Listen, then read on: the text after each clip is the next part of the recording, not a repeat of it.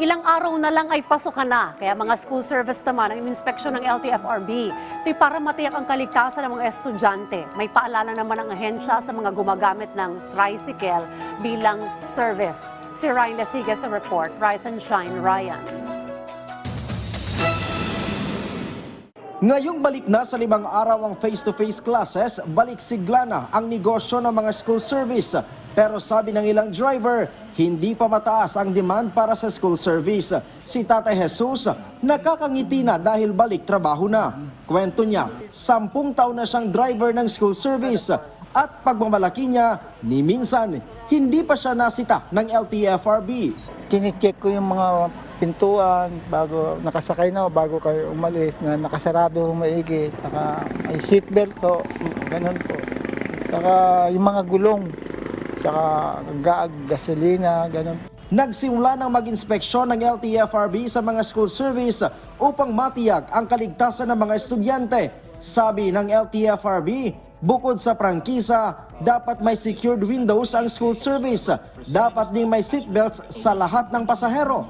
May fire extinguisher at first aid kit sa loob ng sasakyan. Kinakailangan ding may stop and go signages na dadalhin ng mga konduktor sa tuwing tatawid ang mga bata sa kalsada. Nasa 4,000 na ang may prangkisa ng school service sa buong bansa.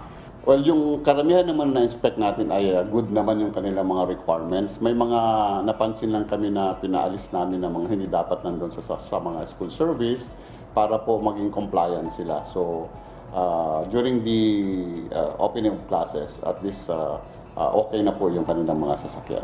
Pero paano naman ang hindi kaya ang school service? Papasa naman kaya ang tricycle? Yung tricycle ay hindi siya allowed as school service kasi as far as LTFRB is concerned, ang ginagamit po natin is yung mga four-wheel na qualified na maging yung mga units qualified na maging school service. Kaya nga may mga requirements tayo before we grant franchise. Tiniyak din ng LTFRB na mahigpit ang kanilang gagawing pagbabantay upang hindi sila malusutan ng mga kolorum na school service. Pagka kolorum ka, automatic, impoundable offense yan. At ang school service, pagka gumagamit siya ng isang van, automatic ang penalty yan is 200,000 at impoundable po yun ng 3 months. So, mabigat po ang penalty po niyan. At kung bus naman gagamitin mo, school bus na wala akong franchise, 1 million po yun. At impoundable din po ng 3 months. Ryan Lisigas para sa Morning Show ng Bayan, Rise and Shine, Pilipinas.